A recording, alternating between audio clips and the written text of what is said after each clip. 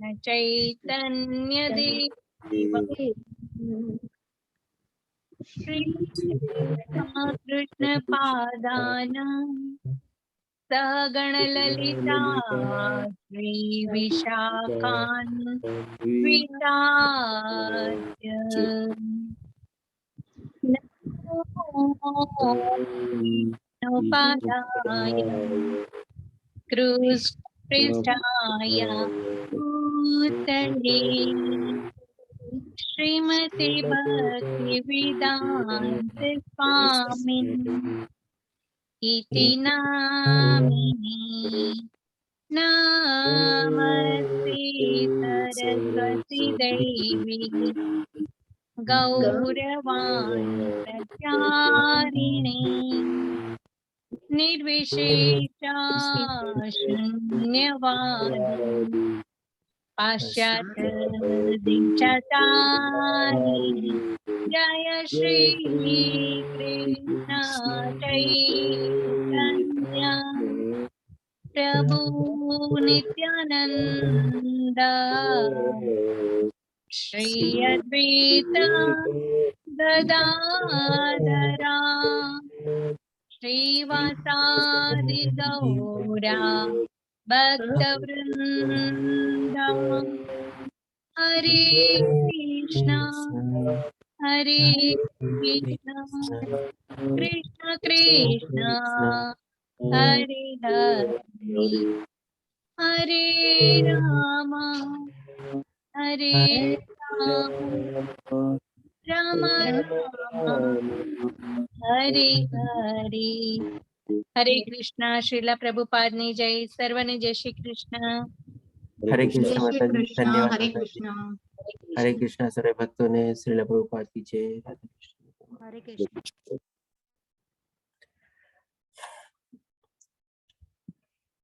तो गई काले આપણે 17મા અધ્યાયમાં ગુણત્રય વિભાગ યોગમાં 13 શ્લોક સુધી કવર કર્યું, જેમાં આપણે જાણ્યું કે આપણે શ્રદ્ધા કેવી રીતે કેળવી શકીએ। જેમાં પ્રથમ ભગવાન શ્રી કૃષ્ણ આપણને જણાવ્યું કે આપણા સ્વયં અર્જિત આત્માના ગુણો હોય એના દ્વારા, અને પછી જેમ જેમ આપણે ત્રિગુણી માયાના સંસર્ગમાં આવીએ અને ભૌતિક દુનિયાના સંસર્ગમાં આવીએ એના પ્રમાણે આપણે કેવી રીતે આપણી શ્રદ્ધા આપણે ડેવલપ કરી શકીએ અથવા વિકસિત કરી શકીએ અથવા આગળ વધારી શકીએ, એ રીતે ભગવાન શ્રી કૃષ્ણ આપણને બતાવ્યું।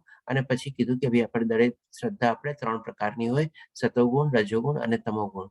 પછી ભગવાન શ્રી કૃષ્ણ આપણને ખાવા ઉપરથી શરૂઆત કર્યું, જેમાં આપણને 3 પ્રકારના આહાર બતાવ્યા કે કેવો આપણે આહાર ગ્રહણ કરીએ, તો એ કેવા આહાર ગ્રહણ કરવાથી આપણી કેવી શ્રદ્ધા આપણે બિલ્ડઅપ કરી શકીએ, સતોગુણ વાળી શ્રદ્ધા, રજોગુણ વાળી શ્રદ્ધા કે તમોગુણ વાળી શ્રદ્ધા। એવી જ રીતે ભગવાન શ્રી કૃષ્ણ પછી આપણને યજ્ઞ બારામાં બતાવે છે, અને યજ્ઞ પણ 3 પ્રકારના બતાવે છે।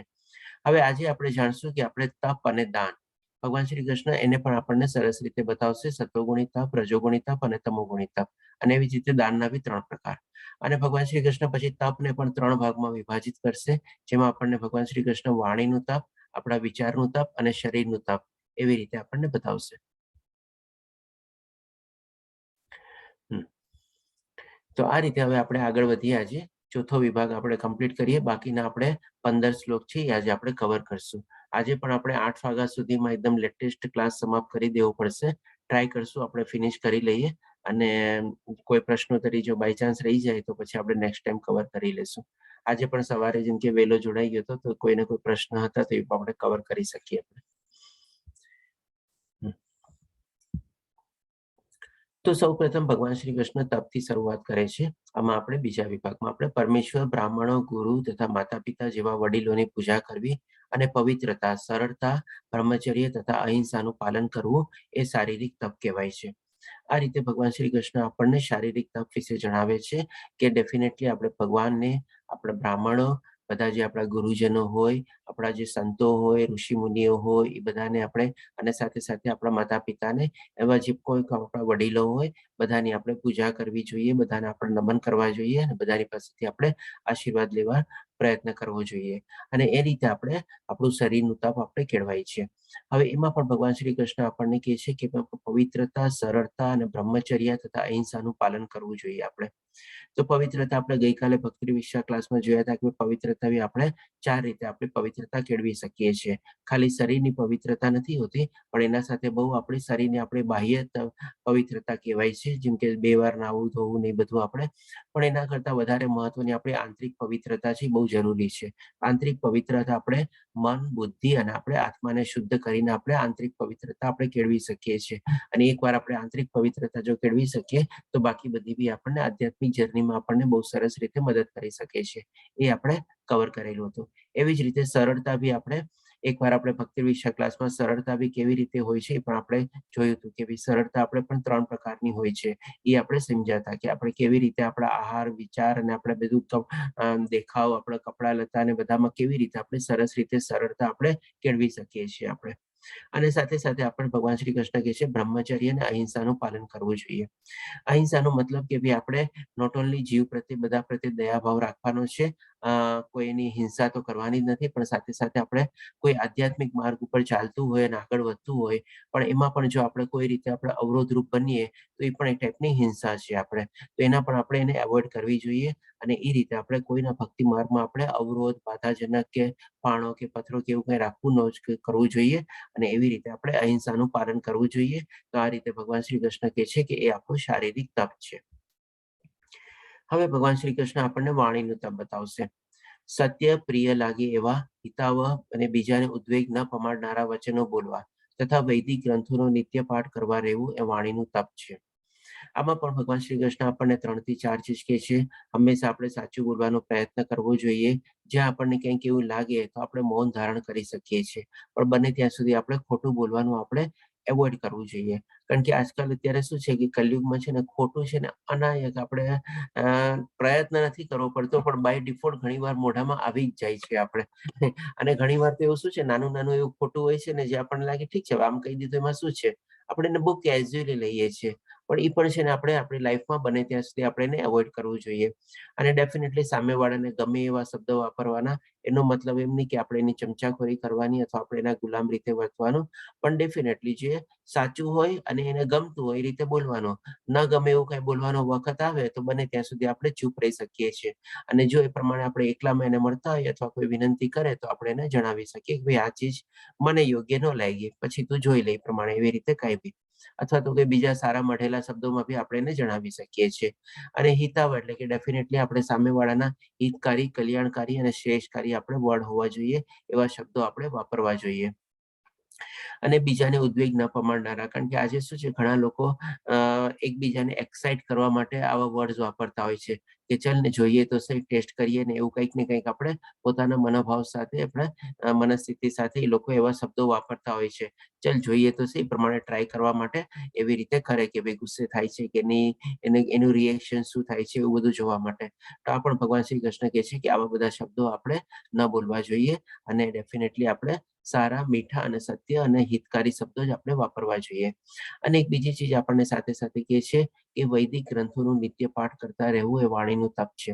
આપણે વૈદિક ગ્રંથોમાં આપણે અત્યારે ભગવદ્ ગીતાનું આપણે ધ્યાન કરીએ છીએ આપણે આજથી, જેમ કે પાછો આપણે આવતીકાલથી, કાલે સવારથી એટલે નવા 24મો બેચ બી શરૂ થાય છે. તો એમાં પણ જેમ કે કોઈને આપણે શ્લોકા પઠન માટે પણ સવારે બધા જોડાય છે આપણે.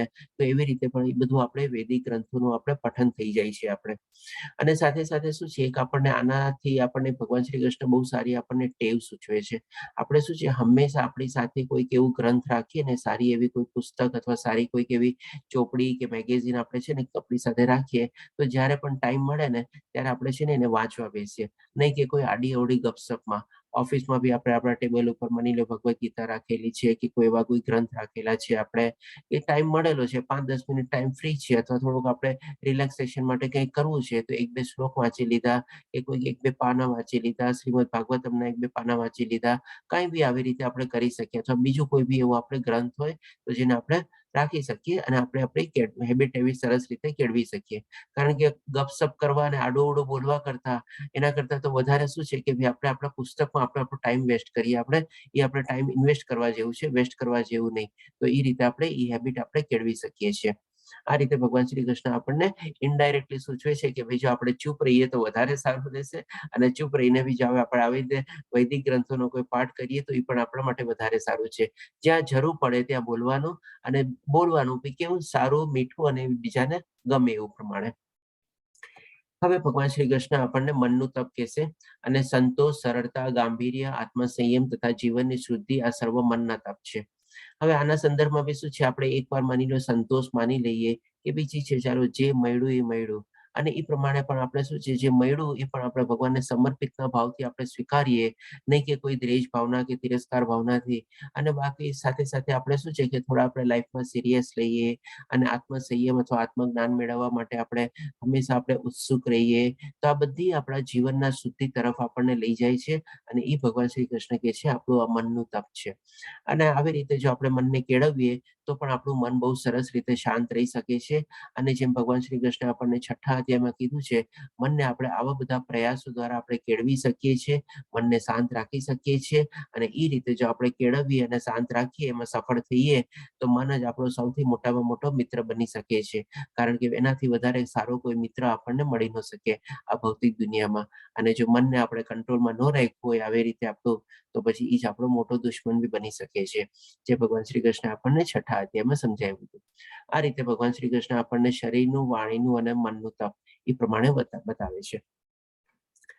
હવે આપણે જોઈએ કે ભાઈ આમાં ભગવાન શ્રી કૃષ્ણ 17મા શ્લોકમાં કહે છે, દુન્વયી લાભની ઈચ્છા ન કરનારા તથા કેવળ પરમેશ્વરમાં જ પરોવાયેલા મનુષ્યો દ્વારા દિવ્ય શ્રદ્ધાપૂર્વક કરેલું એ 3 પ્રકારનું તપ સાત્વિક તપ કહેવાય છે.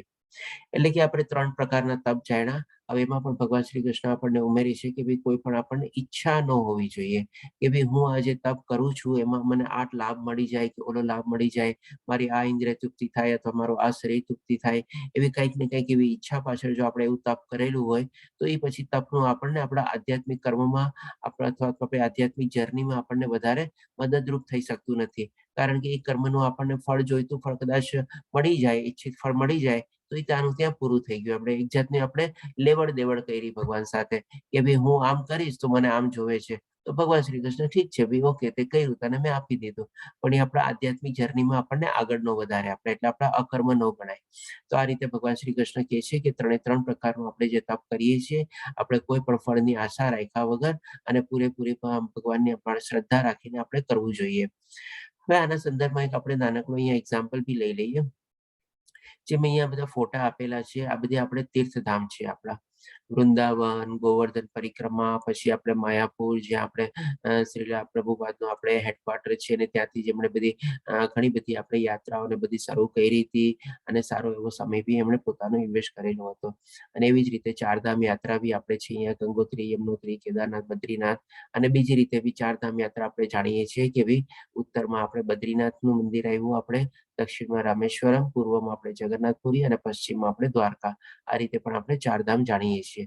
કે છે કે જીવનમાં એકવાર જો આપણે ચારધામની યાત્રા કરીએ તો આપણું સફળ થઈ જાય જીવન. એ રીતે પણ આપણે શું છે કે ભાઈ જેમ અહીંયા ગોવર્ધન પરિક્રમા, વૃંદાવન પરિક્રમા છે, એટલે આવા કોઈ બી આપણે આ દ્રષ્ટાંત રૂપે છે આપની સામે ફોટા અને પિક્ચર્સ ને બધું. પણ એવી રીતે ક્યારે પણ આપણે કોઈ બી આપણા તીર્થસ્થળમાં જઈએ છીએ, ત્યારે શું છે આપણું આ 3 પ્રકારનું તપ છે ને એમાં આવી જાય છે.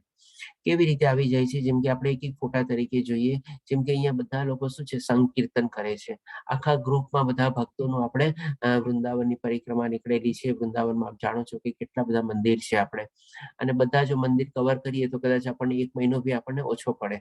એટલે કે આ લોકો બધા ભક્તો આપણે મેઇન ખાસ મંદિર હોય, કીર્તન કરતા નીકળે, તો એમાં આપણું શું વાણીનું તપ આવી ગયું. આપણે સરસ રીતે ભગવાનના નામનું કીર્તન કરતા હોઈએ, બીજું કંઈ આપણે બોલતા કરતા ન હોઈએ તો આપણે વાણીનું કીર્તન થઈ ગયું.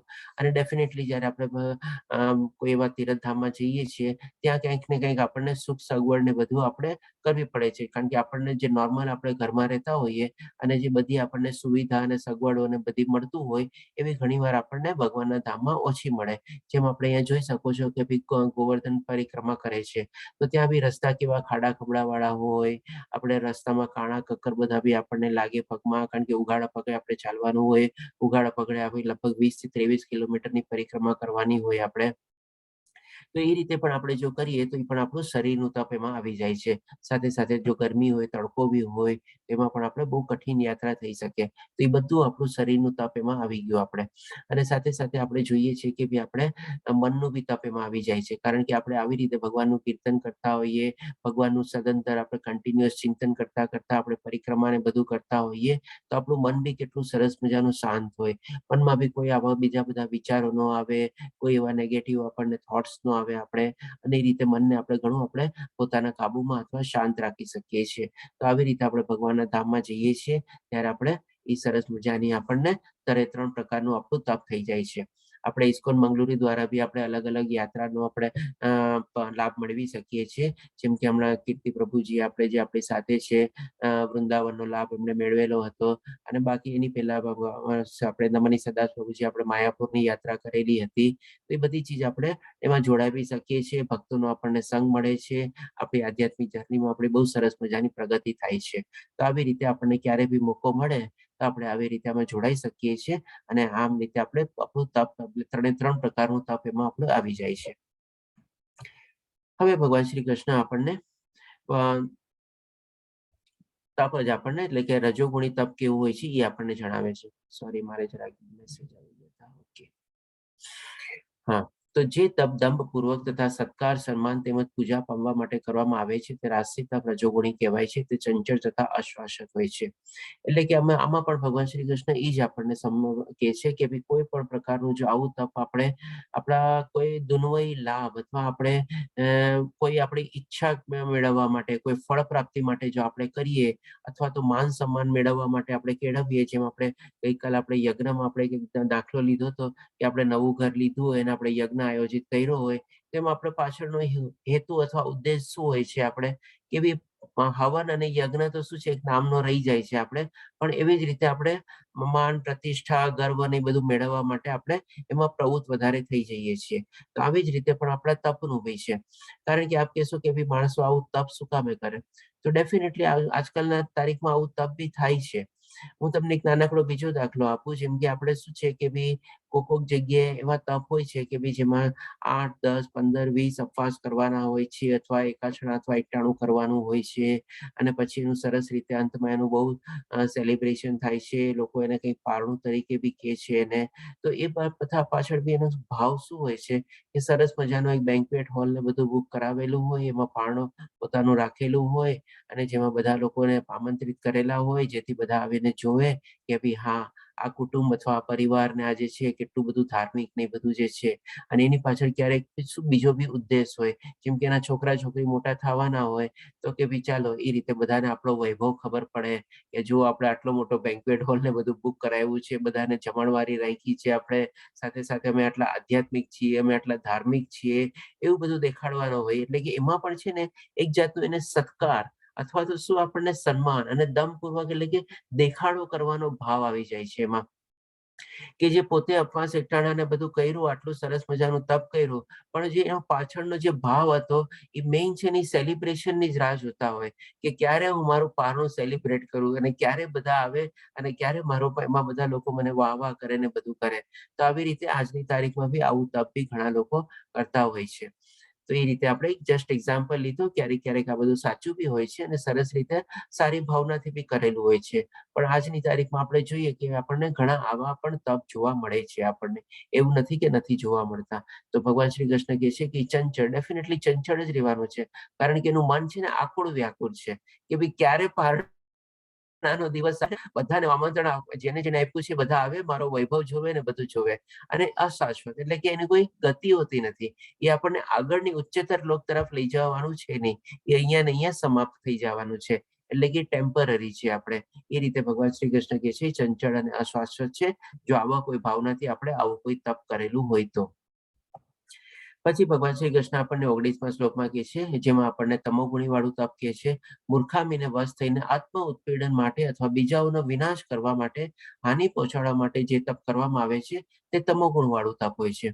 હવે તમે કહેશો કે ભાઈ આવું તપ આજે તો ક્યારે હોય કે ભાઈ પોતાના આત્માને બી ઉત્પીડન કરે અને બીજાને પણ હાનિ પહોંચાડવા વાળું તપ હોય? તો ડેફિનેટલી આવું તપ બી આજે થાય છે આપણે. આપણે આના સંદર્ભમાં બી એક નાનકડો આપણે એક્ઝામ્પલ લઈ લઈએ. જેમ કે માની લો કોઈ પોલિટિકલ પાર્ટી હોય અને એક પોલિટિકલ રૂલિંગ પાર્ટી હોય, એની સામે કોઈ ઓપોઝિશન પાર્ટી હોય. રૂલિંગ પાર્ટીએ કોઈ ઠરાવને એવો પ્રસ્તાવ પાસ કરવાની ઈચ્છા પોતાની દેખાડી હોય, તો ઓપોઝિશન પાર્ટી શું કરે, ખાલી દેખાડવા ખાતર અથવા તો શું કે ભાઈ પોતે અનશન ઉપર ઉતરી જાય અને એવી રીતે બધા પોતાના જે અનુયાયીઓ બધા જે હોય, કહેવાતા અનુયાયીઓ અથવા કહેવાતા ચમચાની બધા ભેગા કરી એક જગ્યાએ છાવણી નાખી અને પોતે આવી રીતનું અનશન ઉપરનું તપ શરૂ કરી દીધું. હવે એનો પણ શું મતલબ છે, કોઈ એમાં પણ શું છે, પોતાને પણ આના આત્માને પણ દુઃખિત કરે છે અને એનો મેઇન ઉદ્દેશ શું છે કે ભાઈ સામેવાળી જે રૂલિંગ પાર્ટી છે ને એનો આ જે ઠરાવ ને બધું જેનો પ્રસ્તાવિત કરવાનો જે આદેશ છે એમાં આપણે પાળો નાખવો, એમાં આપણે પથ્થરો નાખવો, એમાં આપણે વિઘ્ન બનવું અને એ રીતે પાર ન કરવું. એ રીતે હોય, કારણ કે એમાં કોઈ સારો ઉદ્દેશ નથી. જો માની લો એનો સારો ઉદ્દેશ હોય તો એ તરત આવીને કહે કે ભાઈ તમે આજે રૂલિંગ પાર્ટીને બી કહે કે ભાઈ તમે આજે ઠરાવ પાસ કરવાની ઈચ્છા વ્યક્ત કરો છો, એ આ રીતે મને ખોટું લાગે છે અને એની બદલે જો તમે આવી રીતે કરો તો કદાચ બધાને આપણે હિતકારી જનતા અને લોકોના બધામાં કલ્યાણકારી અથવા થઈ શકે. પણ ના, એને એની સામે કોઈ સોલ્યુશન તો આપવો જ નથી. ખાલી બસ એને પોતાને કે ભાઈ સામેવાળાને નુકસાન પહોંચાડવાનું, સામેવાળાનો ઠરાવ પાસ ન થાય બસ, એટલે ગમે તેમ કરીને એની આપણે રેપ્યુટેશન ને બધાને આપણે ઓલી કરવાની. એટલે કે આવા ભાવથી અને આવા ઉદ્દેશથી લોકો આવું અનશન ને બધું કરે છે, જેને લોકો આપણે કહી શકીએ કે ભાઈ શારીરિક તપ છે આપણે. તો આ બધું ટોટલી તમોગુણ વાળું તપ છે અને ડેફિનેટલી મૂર્ખામી વાળું જ હોય છે. તો આ રીતે ભગવાન શ્રી કૃષ્ણ આપણને તમોગુણ વાળું તપ બી વર્ણવે છે. આપણે બધાને આપણે દાખલા સાથે આપણે એવી રીતે લઈએ છીએ કે જેથી કરીને આપણને યાદ બી રહી શકે અને ક્યારે બી આપણની સામે એવો કોઈ આપણને પરિસ્થિતિ અથવા સિચ્યુએશન કે સર્કમસ્ટાન્સીસ આવે તો આપણે એને ઓળખી શકીએ કે ભાઈ આ કેવી રીતે છે. જેમ કે અત્યારે ઘણા લોકો શું ચક્કા જામ છે, રોડ રસ્તાનું આંદોલન કરે, આપણે વાહનો રોકીને રોકી રાખીએ, આવા બધા જે આંદોલન જે હોય છે એનો કોઈ પાછળનો કોઈ તથ્ય નથી હોતો. એને તમે કહો ને તો જેને પૂછો ને, જ્યાં જે માણસો એમાં ઇન્વોલ્વ હોય ને કે ભાઈ તમે આ શું કામે કરો છો, ઘણી વાર તમે એને પૂછવા જાઓ તો અમને કઈ ખબર નથી, અમને ઓલા કીધું, આમ કીધું એટલે અમે લોકો અહીંયા બેસી ગયા, અમે અહીંયા ચક્કા જામ કરીને બેસી ગયા બસ. અરે ભાઈ આનો ઉદ્દેશ શું છે એ તો તમે વર્ણવો કે ના, કાંઈ નહીં પાછળનું, બસ ઓલાને નુકસાન પહોંચાડવું છે બસ, એના સિવાય બીજું કઈ હોય જ નહીં. તો આ રીતે પણ ઘણા લોકો આવી રીતે હોય છે, તમોગુણી તપવાળા. હવે ભગવાન શ્રી કૃષ્ણ આપણને 5મા વિભાગમાં એટલે કે 17 થી 22મા શ્લોકમાં આપણને દાન વિશે કહેશે. હવે દાન વિશે આપણે આગળ વધીએ એની પહેલા એક આપણે સરસ મજાનો આપણે ફરક જાણી લઈએ કે ભાઈ દાન, સેવા અને ત્યાગ એ ત્રણ વચ્ચે ફરક શું છે. આપણે કોઈ કે જો આપણે લેવલ 1 નો કે ક્લાસ એટેન્ડ કર્યો હશે તો ડેફિનેટલી મેં એક્ઝામ્પલ દ્વારા સમજાવ્યું હતું, તો એ સમજાવી શકે છે. હરે કૃષ્ણ. કોઈ મદદ કરશે? કોઈને યાદ છે? દાન, સેવા અને ત્યાગ એ ત્રણ વચ્ચે ફરક શું છે? કારણ કે ઘણી વાર આપણે આ વર્ડ છે ને બધા ઇન્ટરચેન્જેબલી યુઝ કરતા હોઈએ છીએ આપણે. તો એનો તફાવત બી જાણવો. આપણે દાન ઉપર આપણે આગળ વધીએ, સતોગુણ, રજોગુણ, તમોગુણ વાળું દાન જાણીએ એના પહેલા આપણે આ ત્રણ ચીજનો આપણે ડિફરન્સ સમજવું બહુ જરૂરી છે. જી પૂનમ માતાજી, આપનો હેન્ડ રેઝ છે, બતાવી શકો છો. હરે કૃષ્ણ પ્રભુજી. હરે કૃષ્ણ માતાજી. દાન એટલે કોઈના પર દયા ખાઈને કશું આપીએ, કદાચ એને દાન કહેવાય છે. ત્યાગ એટલે આપણે કશી બી આશા વગર કશું છોડી દઈએ એને ત્યાગ કહેવાશે. અને સેવા? સેવા એટલે કોઈ પણ ફળની આશા વગર આપણે કરીએ કોઈ બી કામ, ત્યારે એને સેવા કહેવાય. ઓકે, દાન મોરલેસ આપણે એકદમ પરફેક્ટ જવાબ આપ્યો. ત્યાગનો બી પરફેક્ટ જવાબ છે, પણ સેવા અને ત્યાગમાં આવે છે આપ જરાક કન્ફ્યુઝન છે, તો સેવા અને ત્યાગનો ડિફરન્સ સમજાવો જરાક બરોબર રીતે. કારણ કે તમે બંનેમાં કહો છો કે ફળ આપણે ન રાખવું જોઈએ. સેવામાં બી ફળ ન હોય, ત્યાગમાં બી ફળ ન હોય, તો પછી ત્યાગ અને સેવામાં ફરક શું? સેવા એટલે આધ્યાત્મિક રીતે કે ભાઈ, એમાં મને બહુ કન્ફ્યુઝ છું હું પોતે. બરાબર. હરે કૃષ્ણ પ્રભુજી. સેવા એટલે માતાજી બહુ સરસ પ્રયત્ન કર્યો. જી સોયની માતાજી, આપ બતાવી શકો છો. આપણે સેવા એટલે એવું થાય કે સેવા એક પ્રકારનો ત્યાગ જ છે, પણ એમાં કરુણા હોય, દયા ભરેલી હોય, અને એ બધાથી પણ ઉપરનું લેવલ જે હોય એ હોય શકે. તો પછી દાન અને સેવામાં શું ફરક? દાનમાં બી આપણે કરુણા હોય અને દયા હોય, સેવામાં બી માની લો કરુણા અને દયા હોય, એનાથી વધુ પણ હોય, તો પછી એટલે દેવાય કરુણા છે વધુ પ્રમાણમાં છે. તો પછી દાન અને સેવામાં શું ફરક? એ બરોબર. એટલે આમાં તો મેં કદાચ જે પહેલા સાંભળ્યું હતું ને એમાં મેં એ રીતે કે ભાઈ કરુણા અને દયા હોય અને એ બે ભાવથી આપણે કરી હોય દાન, પણ સેવા એટલે એમ કે એવો ત્યાગ હોય આપણા મગજમાં કે જે કરુણા અને દયાથી પણ ઉપર હોય, કે જે ઓટોમેટિક આપણામાંથી અંદરથી પ્રેરણા આવતું હોય. હરે કૃષ્ણ પ્રભુજી. સરસ પ્રયત્ન આપનો. લીના માતાજી, આપનો બી લઈ લઈએ લાસ્ટ મંતવ્ય. પ્રભુજી, સેવા એટલે આપણે આપણી જાતને કષ્ટ આપીને બીજાને માટે કશું કરીએ તો એ સેવા, મારા હિસાબે એને સેવા કહેવાય. તો ઘણી વાર તો ત્યાગમાં બી તો તમારે કરવું પડે. ત્યાગમાં બી તમે છોડો તો તમારે ડેફિનેટલી કઈક કષ્ટ તો આપણને થાય જ. હા, એ બી બરાબર છે. પ્રભુજી, સેવા એટલે કર્તવ્ય અથવા તો કોઈ બીમારની કે આપણા વડીલની કઈ આપણે કરીએ એને પણ સેવા કહી શકાય ને, કર્તવ્ય સમજીને. હા, એ બરાબર છે. કર્તવ્ય બરાબર છે આપની વાત. ઓકે, પણ એ એક તરીકે મુદ્દો થયો આપણે, પણ ત્રણેયમાં ડિફરન્શિએટ આપણે હજી નથી કરી શક્યા પૂરેપૂરું સંપૂર્ણ રીતે. તો હવે આ છે ને 3 ચીજ બહુ અગત્યની ચીજ છે આપણી લાઈફમાં: દાન, સેવા અને ત્યાગ. અને આ ત્રણ ચીજમાં છે ને સર્વોપરી આપણે જો જોવા જઈએ ને તો સેવા છે. સૌથી સર્વોપરી એ છે. ડેફિનેટલી કોઈકે કીધું કે ભાઈ આપણે કરુણા અને દયાનો માત્રા એમાં વધારે હોય, એનાથી પણ પર હોય, એટલે આપણે સેવા ગણાય. તો એ વાત બરાબર છે આપણે. પણ 3 ચીજમાં ફરક શું એ આપણે એક દાખલા દ્વારા આપણે સમજી લઈએ. માની લો એક ફાધર છે અને એને 2 દીકરા છે આપણે. હવે ફાધરની પાસે બી સરસ મજાની પ્રોપર્ટી ને બધું જે છે, અને થોડું ઘણું એને લાગે છે પણ આધ્યાત્મિક માર્ગને બધું ફોલો કરે છે, બરાબર છે. ઓકે. અને એને 2 દીકરા છે. 2 દીકરા ટ્વિન્સ નથી, પણ એક મોટો દીકરો છે ને એક નાનો દીકરો છે. બંને વચ્ચે કંઈક ફરક છે ઉંમરનો. અને એ પ્રમાણે પિતાની ક્યારેક ઉંમર થાય છે તો એ વિચારે છે કે ચાલો હવે મારે આ બધી ચીજોને થોડા ઘણા ભાગલા કરી અને બધું આપણે ડિવાઈડ કરી દેવું જોઈએ. થોડું ઘણું કુટુંબને આપું, થોડું ઘણું પરિવારને આપું, થોડું ઘણું બાકી બધા પ્રિયજનોને આપું, થોડું ઘણું દાન સેવામાં આપું, એવી રીતે બધું વિચારે છે. અને હવે એવી રીતે વિચારતા પોતે પોતાનું વિલ બનાવવાનું નક્કી કરે છે. તો હવે આમાં શું છે, જે આપણે મોટો દીકરો જે છે ને એ થોડોક વધારે બુદ્ધિ વાળો હતો, થોડોક સમજણ હતો, થોડું ઘણું બુદ્ધિ સારી હતી, એટલે કે સારું ઘણું ભણેલો હતો. અને એ પ્રમાણે લાઈફમાં બી ભૌતિક રીતે એને સારી એવી પ્રગતિ કરેલી હતી. અને ડેફિનેટલી આધ્યાત્મિક કુટુંબ હતું, એટલે બધા આધ્યાત્મિક રીતે પણ સારી એવી રીતે પ્રવૃત્ત થયેલા હતા. પણ દરેક જગ્યાએ જેમ હોય છે કંઈક ને કંઈક ડિફરન્સ રીતે નાનો દીકરો જરાક આપણે વધારે તોફાની હતો, કે જેથી કરીને એનું ભણવામાં મન ઓછું લાગ્યું, કે જેથી કરીને ભૌતિક દુનિયાની ડિગ્રીઓને ન મેળવી શક્યો. પણ બરાબર છે, પોતાનો પરિવાર ચલાવે છે, સારું એવું ગુજરાનને બધું એ રીતે જ ચલાવે છે. પણ ભૌતિક રીતે બંને વચ્ચે આ રીતે સંપત્તિની બધામાં થોડો ઘણો ડિફરન્સ છે. મોટા પાસે થોડું વધારે છે, નાના પાસે પર્યાપ્ત માત્રામાં છે. આપણે ઓછું ને પણ પર્યાપ્ત માત્રામાં છે. અને મોટા પાસે જરૂર કરતા બી થોડું વધારે છે. આપણે એ રીતે આપણે લઈએ. અને નાનો બી આપણે સરસ મજાનું આધ્યાત્મિકમાં જર્નીમાં ને એમાં સરસ, કારણ કે કુટુંબના સંસ્કાર ને બધા સારા હતા એટલે આગળ વધે છે. હવે આમાં જયારે ફાધર વિલ બનાવવાનો વિચાર કરે છે, ત્યારે જે મોટો દીકરો છે આપણે, હવે એની પાસે છે ને આપણે 3 સિચ્યુએશન આપણે જોઈએ. અને ત્રણેય સિચ્યુએશનમાં એ રીતે પ્રમાણે વર્તે છે. તો એ પ્રમાણેનો ભાવ કેવી રીતે થાય છે એ આપણે જોઈએ. સૌ પ્રથમ માની લો આપણે કે ભાઈ એને ફાધર વિલ બનાવવાની ઈચ્છા છે, એટલે મોટા દીકરા નાના દીકરા બધાને બોલાવે છે. ત્યારે મોટો દીકરો શું કહે છે કે ભાઈ પપ્પા એક કામ કરો, તમારે જે કાંઈ પણ આપવું હોય, મને ખબર નથી તમે શું પર્સન્ટેજમાં ડિવાઈડ કરવાના છો કે કેવી રીતે કરવાના છો, એ પ્રમાણે તમારે જે કરવું હોય તમે કરો. મને 50% આપવાના છો, 60%, 20%, 10% કાંઈ પણ આપવાના હોય, બરાબર છે. પણ મારી ઈચ્છા એમ છે કે જે મારો ભાગ હોય ને એ છે ને હું અત્યારથી છોડી દઉં છું, અને એ મારા ભાગરૂપી તમે છે ને નાના ભાઈને આપી દેજો. એટલે કે પોતાની પાસે એ ચીજ આવવાની છે, આવવાની પહેલા એને છોડી દીધી, એને આપણે ત્યાગી દીધી. એટલે કે એ આપણે થયો ત્યાગ ભાવ, કે ભાઈ પોતાની પાસે હજી ચીજ આવી નથી, અને આવ્યા પહેલા જેને પોતે છોડી દીધી, તો એ થઈ ગયો આપણે ત્યાગ ભાવ. એટલે આ રીતે આપણે અહીંયા ત્યાગ સમજ્યા.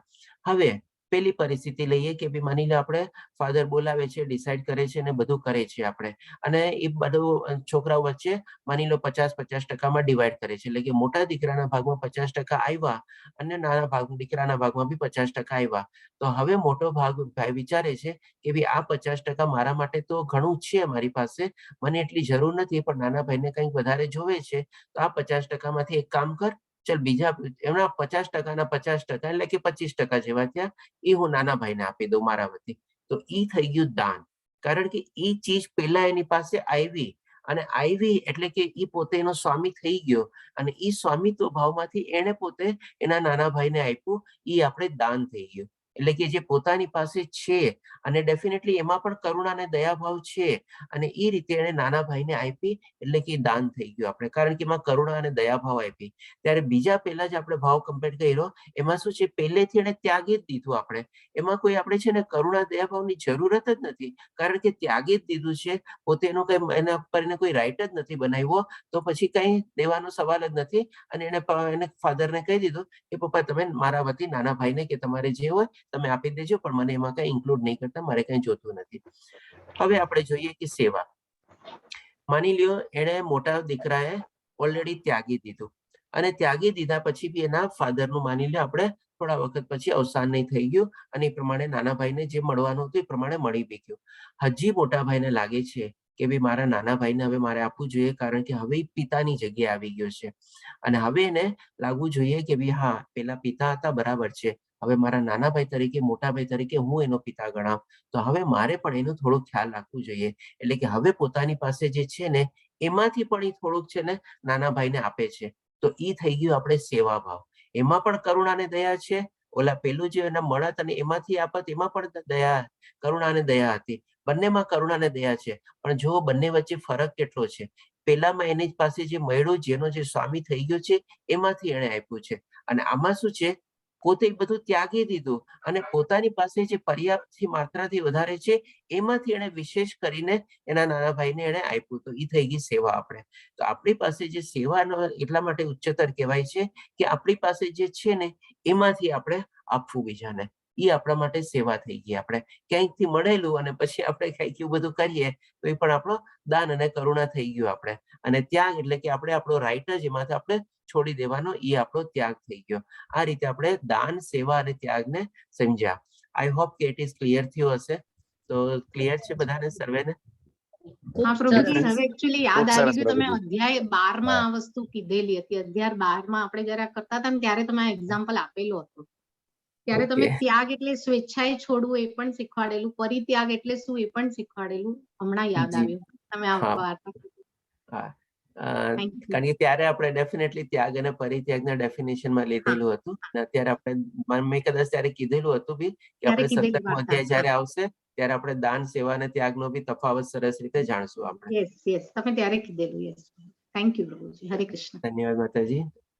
તો આઈ હોપ ઇટ ઇઝ બધાને ક્લિયર હશે આવી રીતે. હવે આપણે જોઈએ ભગવાન શ્રી કૃષ્ણ દાન જે 3 પ્રકારના બતાવે છે એ આપણે, એટલે કે જે દાન કર્તવ્ય સમજીને, એટલે કે શું as a matter of duty.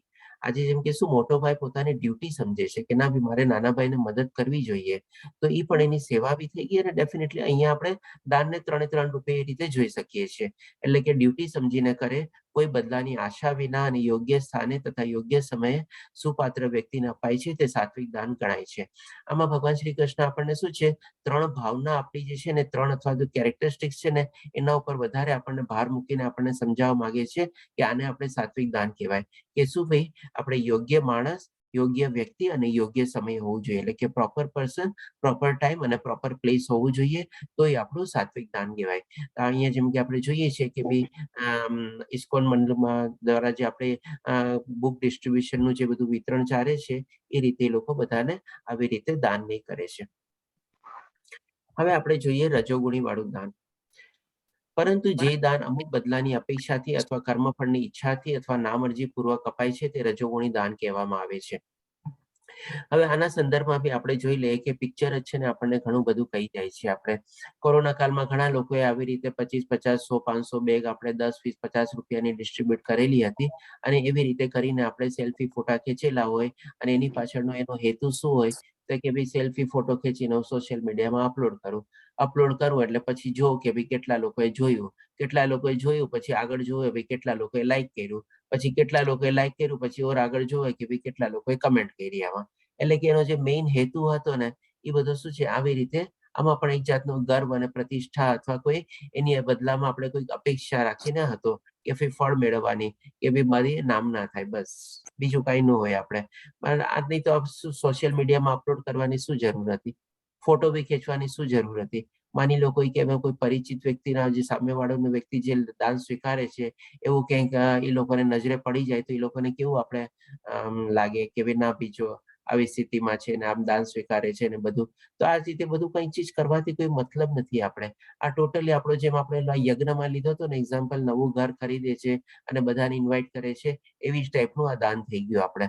તો આ રીતે આપણે રજોગુણી દાન ભગવાન શ્રી કૃષ્ણ કહે છે કે દેખાડા ખાતર જે કરેલું હોય છે અથવા તો કોઈ અપેક્ષા લઈને કરેલું હોય છે અથવા કોઈ કર્મફળની ઈચ્છાથી મેળવેલું કરેલું હોય એ આપણું કોઈ દાન આપણું ગણાય નહીં, અને રજોગુણી દાન છે આપણે. પછી ભગવાન શ્રી કૃષ્ણ આપણને તમોગુણી દાન કહેશે, અને જે દાન ગમે તેવી અપવિત્ર જગ્યાએ અનસૂચિત સમયે કોઈ કુપાત્ર માણસને, એટલે કે ત્રણે ત્રણ આપણે વિપરીત સ્થિતિ ભગવાન શ્રી કૃષ્ણ વર્ણવે છે.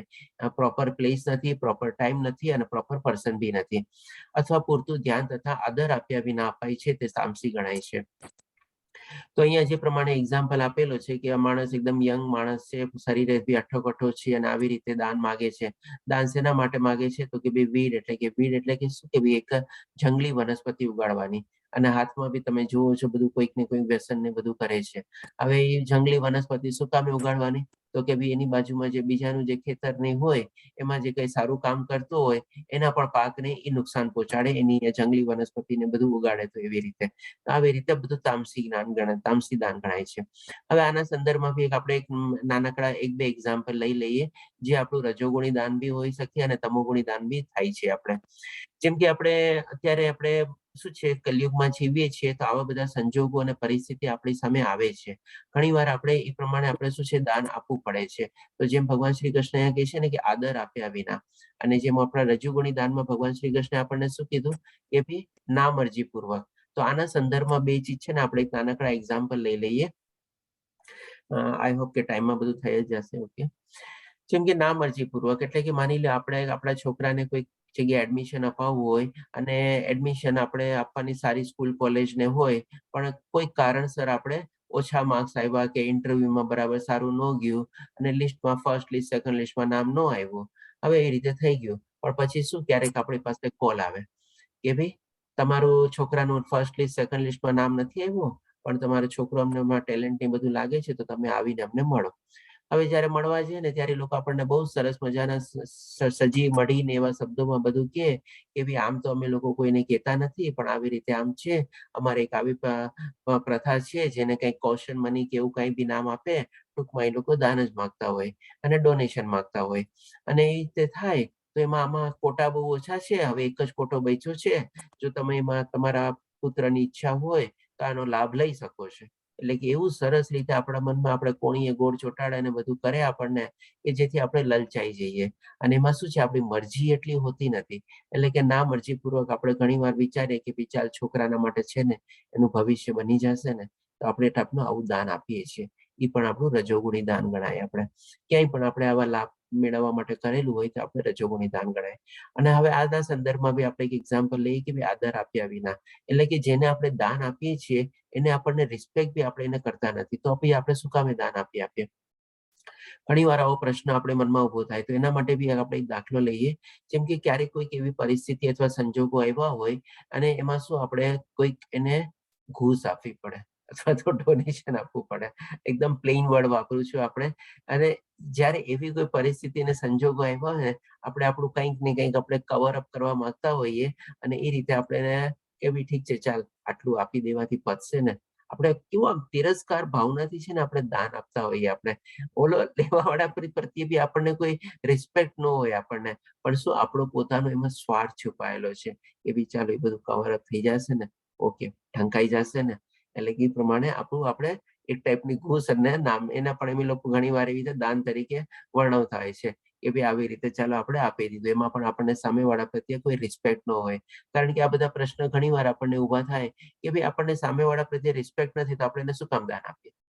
તો આવી સિચ્યુએશન આપણા પોતાના લાભ માટે અથવા સ્વાર્થ માટે અથવા કોઈ ચીજ કવર અપ કરવા માટે આવું દાન આપણે આપીએ છીએ, તો એ આપણે તામસી દાન કહેવાય. આપણે આ રીતે ભગવાન શ્રી કૃષ્ણ આપણને 3 ટાઈપના દાન સમજાવે છે. તો આના સંદર્ભમાં આપણે 2 અગત્યની ચીજ જાણ્યા. એક તો આપણે દાન, સેવા અને ત્યાગનો તફાવત જાણ્યા, અને આવી પણ ભૌતિક દુનિયામાં આપણી પરિસ્થિતિ આવે, કોઈ સંજોગો આવે, તો એમાંથી પણ આપણે જે દાનની આપીએ છીએ આપણે એમાં આપણો ભાવ કેવો છે આપણે પોતે સમજી શકીએ છીએ. હવે આપણે હવે આપણે છઠ્ઠો વિભાગ લેશું, જેમાં ભગવાન શ્રી કૃષ્ણ આપણને ઓમ તત્ સત વિશે આપણને જાણકારી આપશે. 23 થી 28 શ્લોક આપણે કવર કરશું એમાં આપણે. તો સૌ પ્રથમ પહેલા ભગવાન શ્રી કૃષ્ણ 23માં શ્લોકમાં કહે છે, સર્જનની શરૂઆતથી ઓમ તત્સત આ ત્રણેય શબ્દો પરમ સત્યનો નિર્દેશ કરવા માટે પ્રયુક્ત કરાતા રહ્યા છે. આ ત્રણ પ્રતિકાત્મક અભિવ્યક્તિઓ બ્રાહ્મણો દ્વારા વૈદિક મંત્રોનું ઉચ્ચારણ કરતી વખતે તથા બ્રહ્મને સંતુષ્ટ કરવા માટે યજ્ઞો કરતી વખતે પ્રયોજવામાં આવે છે. એટલે કે આ ત્રણ શબ્દ જે છે ભગવાન શ્રી કૃષ્ણ આપણને એક એક કરીને બી આપણને મહત્વ સમજાવશે, અને એક સાથે બી આપણને મહત્વ અહીંયા સમજાવે છે કે આપણે કોઈ બી યજ્ઞોને બધું કરીએ આપણે એમાં આપણે ઓમ તત્સત કરીને આપણે કરીએ છીએ. આપણે ઉચ્ચારણ બધા વૈદિક મંત્રોનું પણ આપણે ઓમથી શરૂઆત થાય છે આપણે. હવે પછી ભગવાન શ્રી કૃષ્ણ આપણને એક એક શ્લોક એક એક શબ્દનું બી આપણને અલગ અલગ મહત્વ સમજાવે છે અને એનું સિગ્નિફિકન્સ શું છે આપણે જાણીએ. તો 24માં શ્લોકમાં ભગવાન શ્રી કૃષ્ણ કહે છે, માટે બ્રહ્મની પ્રાપ્તિ માટે યોગીજનો શાસ્ત્રોક્ત વિધિ પ્રમાણે યજ્ઞ દાન તથા તપની સર્વ ક્રિયાઓનો શુભારંભ હંમેશા ઓમથી કરે છે. એટલે કે આપણે જે કાંઈ પણ યજ્ઞ તપ દાન બધું કરીએ છીએ હંમેશા આપણે ઓમથી ઉચ્ચારણ કરીને કરીએ છીએ, અને જે કાંઈ પણ આપણે મંત્રો ઉચ્ચારણ કરીએ છીએ એમાં પણ આપણે પહેલો શબ્દ ઓમ હોય છે. અને ભગવાન શ્રી કૃષ્ણે આપણને કીધેલું છે 10મા અધ્યાયમાં વિભૂતિ વર્ણનમાં, એમાં કીધું હતું કે વેદોમાં પણ મંત્રોચ્ચાર તરીકે ઓમ હું છું પોતે. એટલે કે ઓમ એટલે કે શું છે, આપણે ભગવાન શ્રી કૃષ્ણને આપણે સંબોધીએ છીએ. એટલે કે ઓમ એટલે વિષ્ણુ, તેને વૈદિક મંત્રોની શરૂઆતમાં પરમ તત્વનું સર્વોચ્ચ લક્ષ્ય સૂચવવા માટે મૂકવામાં આવે છે. એટલે કે બીજી રીતે એ પણ છે કે આપણે ઓમ કરીને આપણે દરેકે આપણે જે કાંઈ પણ યજ્ઞ તપ દાન કરીએ છીએ એમાં આપણે ભગવાન વિષ્ણુનું અથવા ભગવાન શ્રી કૃષ્ણનું આપણે આહ્વાન કરીએ છીએ, અથવા આપણે એને બોલાવીએ છીએ, અથવા આપણે એને આમંત્રિત કરીએ છીએ એવી હે ભગવાન આપણે આપણી કૃપાથી હું આ યજ્ઞ તપ દાન જે કાંઈ પણ કરી રહ્યો છું એમાં આપની પણ ઉપસ્થિતિ આવો, આપ પણ એમાં આપણે હાજરી આપો. કારણ કે બાકી બધાને બોલાવવા કરતા આપણે એમને જો બોલાવીએ તો આપણા માટે સૌથી વધારે અગત્યનું છે, સૌથી વધારે મહત્વનું છે આપણે. એટલે કે ઓમ આપણે ઉચ્ચારણ કરીને આપણે એને આહ્વાન કરીએ છીએ, એને આપણે આમંત્રિત કરીએ છીએ અને એને આપણે સંબોધીએ છીએ કે ભાઈ તમે આવો, તમારી હાજરી આપો, અને તેનાથી કરીને અમે કૃતજ્ઞ થઈએ આ યજ્ઞ તપ અથવા દાન જે કાંઈ પણ અમે કરવા જઈ રહ્યા છીએ. અને એની અનુમતિ બી સાથે સાથે આપણે માગીએ છીએ. પછી ભગવાન શ્રી કૃષ્ણ આપણને તત્વ વિશે કહે છે. તો 25મા શ્લોકમાં કહે છે કે મનુષ્ય કર્મફળની ઈચ્છા રાખ્યા વિના વિવિધ પ્રકારના યજ્ઞ તપ તથા દાન તત્ શબ્દને કહીને કરવા જોઈએ. આવા દિવ્ય કાર્યોનો ઉદ્દેશ ભાવબંધનમાંથી મુક્તિ પામવાનો હોય છે. એટલે કે તત્ એટલે કે શું, એટલે તત્વ, અને તત્વ એટલે કે શું, આપણે આત્મા.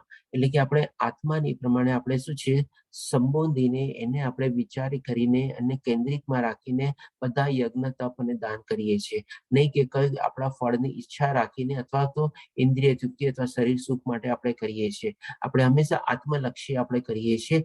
એવી આપણી આધ્યાત્મિક જર્ની અથવા આત્મ સંયમ અથવા જે આત્મપરાયણતા છે એના પ્રત્યે આપણે આગળ વધીએ. એટલે કે તત મુક્તિ ખાતર અલગ કરેલા કર્મ કામનું વર્ણન કરે છે. આ પ્રવૃત્તિઓ ભૌતિક પરિણામોના અવગણના સાથે કરવામાં આવે છે.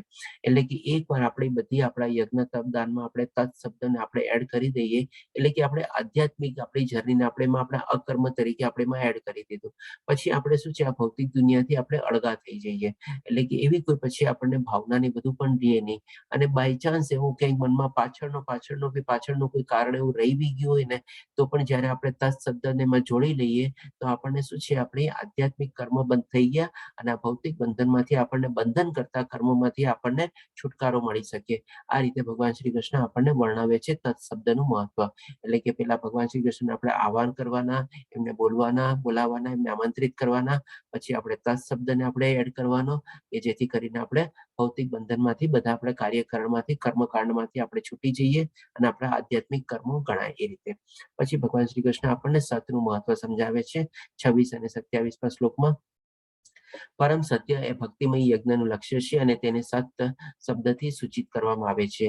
હે પૃથાપુત્ર, આવા યજ્ઞનો કરતા પણ સત કહેવાય છે અને એ જ પ્રમાણે યજ્ઞ તપ તથા દાન બધા કર્મો પણ સત કહેવાય છે અને કે જે પૂર્ણ પુરુષોત્તમ પરમેશ્વરને પ્રસન્ન કરવામાં આવે છે. એટલે કે સત એટલે કે શું, સાચું, સારું. આપણે એવી રીતે આપણે સમજીએ. તો જ્યાં આપણે ભગવાન શ્રી કૃષ્ણને આહવાન કરેલો હોય ઓમ શબ્દથી, પછી આપણે આત્માને આપણે એમાં જોડેલી હોય અને ભવબંધનમાંથી આપણે બધા ભૌતિક કાર્યોમાંથી આપણે છુટકારો મેળવેલો હોય, તો પછી એ બધી ચીજ સાચી અને સારી જ થવાની છે. આપણે તો એ જ રીતે ભગવાન શ્રી કૃષ્ણ કહે છે કે એનો જે કર્તા છે એ પણ સત છે, અને જે કંઈ પણ એને કાર્ય ને બધું કરેલું છે એ પણ સાચું અને સારું જ છે. એટલે કે જે કંઈ પણ યજ્ઞ તપ અને દાન આપણે કરીએ છીએ એ પણ આપણું સાચું અને સારું થઈ જાય છે, અને એ જ પછી આપણને પરમાનન્ટ બી થઈ જાય છે. એટલા માટે કહે છે કે સત એટલે કે એનો બીજો અર્થ આપણે શાશ્વત તરીકે બી છે. પ્રભુની સેવા માટે કરવામાં આવેલી પ્રવૃત્તિઓ સાચા આધ્યાત્મિક સ્વભાવને પ્રગટ કરે છે. આવી પ્રવૃત્તિઓમાં ક્રિયાઓનો કરનાર શાશ્વત બને છે, પ્રવૃત્તિઓ શાશ્વત બને છે, અને ધ્યાનને રાખીને કરવામાં આવે છે, અને પ્રવૃત્તિઓના ફાયદા પણ શાશ્વત હોય છે. એટલે કે આ રીતે ભગવાન શ્રી કૃષ્ણ આપણને સમજાવે છે કે એનો કર્તા પણ શાશ્વત થઈ જાય છે. એને જે બધા કર્મ કરેલા છે, આધ્યાત્મિક કર્મ કરેલા છે, એ પણ શાશ્વત થાય છે, અને એના ફાયદા આવે. એના ફાયદા ક્યાં?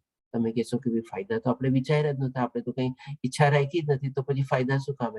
તો એના ફાયદા પણ આપણે આધ્યાત્મિક હોય છે. આપણે કોઈ આપણને ભૌતિક દુનિયાના ફાયદા હોતા નથી. એટલે કે એ ફાયદા શું હોય છે? આપણને ઉચ્ચતર લોક તરફ લઈ જવામાં આપણને મદદરૂપ થાય છે. એટલે કે એ રીતે આપણે એને ફાયદો ગણી શકીએ આપણે, અને આ રીતે આપણા ભૌતિક બંધનમાંથી મુક્ત થઈ જઈએ છીએ, અને આપણે આધ્યાત્મિક કર્મો સાથે આપણે જોડાઈ જઈએ છીએ. એટલે કે આ થઈ ગયું આપણે ઓમ તત્સત 3 શબ્દનું મહત્વ.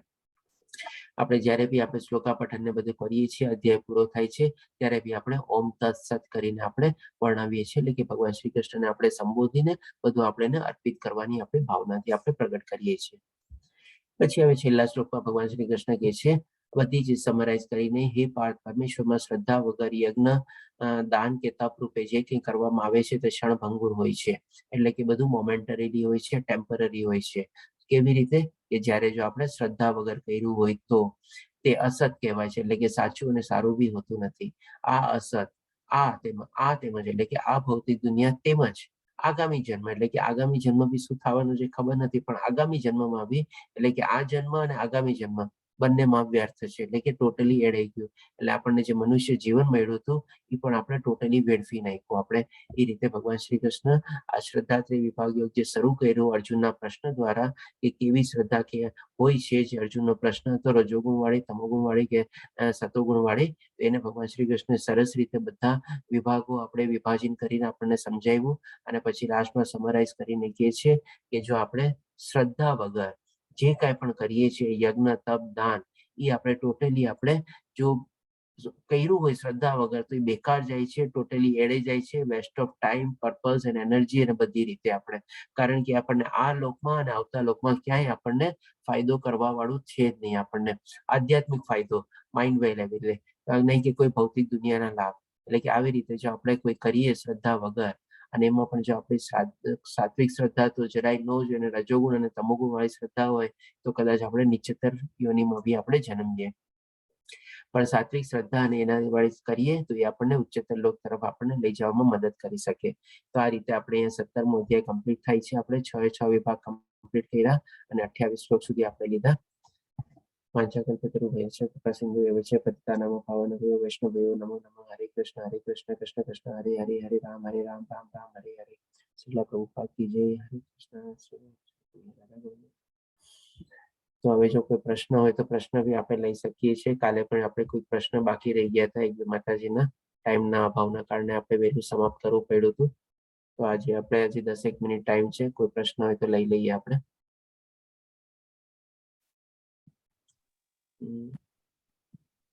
હરે કૃષ્ણ વેલું પ્રભુજી.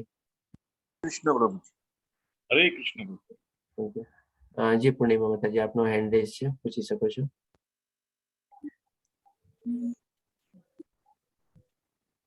હરે કૃષ્ણ પ્રભુજી. હરે કૃષ્ણ પ્રભુજી, કાલે આપણે તમે જે સમજાવતા હતા એમાં મારો ક્વેશ્ચન એવો હતો કે આપણે જ્યારે કોઈ પણ પૂજા પાઠ કરીએ છીએ તો સંકલ્પ કરીને કરીએ છીએ કે મારું આ કામ થાય, કે મારું આ કામ થઈ ગયું, તો એ કયા ભાવાર્થમાં લેવાય?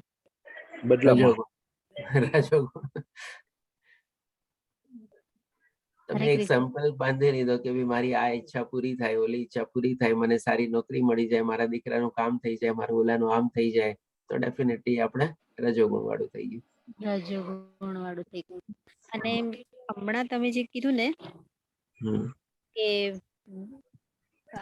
પેલું ડોનેશન લેવાનું ને એ જે એક્ઝામ્પલ આપ્યો, તો આપણે જ્યારે કોઈ બિઝનેસ કરે છે, સમજો કે એક્ઝામ્પલ તौर પર કે સબ્જી માર્કેટ વાળા છે કે ટામેટા એ લોકો 10 રૂપિયા કિલોમાં લાવ્યા ને આપણને 20 રૂપિયામાં વેચે છે, અને આપણે એમાં પણ ભાવતોલ કરીએ છીએ કે નહીં ભાઈ 15 જ આપીશું ને 12 આપીશું ને, તો એ કઈ રીતે કાઉન્ટ કરવાનું એને? કોની રીતે તમે પૂછો છો? વેપારી તરીકે પૂછો છો કે તમે કસ્ટમર તરીકે પૂછો છો? હા, એટલે કે ડોનેશન જે લોકો એમાં સીટ ડોનેશન માટે ક્યાં? સીટ માટે જે ડોનેશન માંગે છે એ સામેથી માંગે છે કે અમારી પાસે સીટ અવેલેબલ છે અને તમે આટલું ડોનેશન આપો.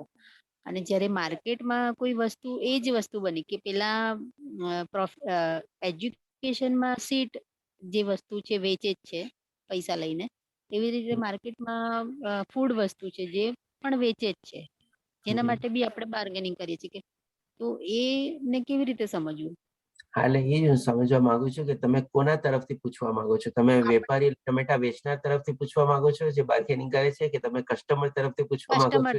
કસ્ટમર તરીકે હું જાણવા માંગુ છું કે તો કસ્ટમર તરીકે તમે જે પૂછવા માંગો છો તો એ તો તમારું ભૌતિક દુનિયાના રિલેટેડ જ થઈ ગયું કે 20 રૂપિયાની બદલે તમે થોડોક એની સાથે ભાવતોલ કરી અને 15 રૂપિયા કે 16 રૂપિયા કે 18 રૂપિયા તમે એની પાસે ખરીદા અને એને તમને તમે આપીને પૈસા આપ્યા અને એને તમને ટમેટા આપ્યા, જે પ્રમાણે તમે ખરીદા એ પ્રમાણે. તો વાત તો ત્યાં પૂરી થઈ ગઈ, ભૌતિક દુનિયાનું થઈ ગયું અને થોડું ઘણું રજોગુણી થયું. રજોગુણી થયું. રજોગુણી થયું. બરાબર. કારણ કે બરાબર. તમને થોડો પૈસા બચાવવામાં ઇન્ટરેસ્ટ છે અને ઓલાને થોડો પૈસા વધારે કમાવામાં ઇન્ટરેસ્ટ છે, તો બંને રજોગુણી જ થયા. બરાબર. રાઈટ. ભૌતિક દુનિયામાં રજોગુણીમાં એ વસ્તુ આવે. બરાબર. રાઈટ. હરે કૃષ્ણ. ધન્યવાદ. ધન્યવાદ માતાજી. બીજા કોઈ પ્રશ્ન? એ અવાજ નહીં. ઓકે, બીજા જે ક્લાસ છે એના બી મારા ખ્યાલથી ભક્તો જોડાવા લાગ્યા છે આપણે. પ્રભુજી, હરે કૃષ્ણ. પ્રભુજી, આપણે હવે 18મો અધ્યાય જ બાકી છે, તો નેક્સ્ટ સેટરડે સન્ડે થશે પછી આપણો ક્લાસ ખતમ થશે? હા માતાજી, લેવલ 2 કમ્પ્લીટ થઈ જશે આપણે. એટલે બે ક્લાસ ચાલશે, સેટરડે સન્ડે, આવતું સેટરડે સન્ડે. પછી બીજું શું પ્રોસિજર છે એના માટે આગળ? લેવલ 3 જોડાઓ, લેવલ 4 બી છે આપણે. ઓકે, આના લિંક આમાં જ મૂકી દેશો ને તમે? હા, લિંક આ બધી આપણને મળતી રહેશે એમાં જ. ઓકે. હરે કૃષ્ણ. હરે કૃષ્ણ. ચાલો, બીજા કોઈ પ્રશ્ન હોય તો આજે આપણે વિરામ લઈએ. આપણે માળા રહી જાય છે હમણાં, કારણ કે થોડુંક સમયસર આપણે થોડું ક્લાસ છોડવો પડે છે એટલા માટે. હરે કૃષ્ણ. હરે કૃષ્ણ. હરે કૃષ્ણ. હરે કૃષ્ણ. શનિવારે મળશું 18મો અધ્યાય કૃષ્ણ લેશું. પ્રભુજી. હરે કૃષ્ણ. હરે કૃષ્ણ.